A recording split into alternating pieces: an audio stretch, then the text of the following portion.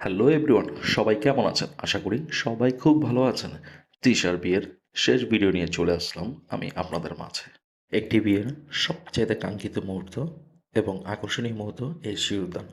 এই সিঁদুরদানের মাধ্যমে দুজন দুজনার সারা জীবনের জন্য আবদ্ধ হয়ে থাকে। একটি ছেলের কাছে একটি মেয়ে তার স্ত্রীর রূপ পায় এবং একটি মেয়ের কাছে একটি ছেলে তার স্বামীর দরজা পায়। সিঁদুরদান সম্পূর্ণ হওয়ার পর এখন কড়ি খেলার সময়। আমাদের হিন্দু ধর্ম রীতি অনুযায়ী সিঁদুরদানের পরে প্রত্যেকটি ছেলে এবং মেয়ে এই কড়ি খেলা খেলে থাকে। তৃষার বিয়েতে অনেক মজা করলাম।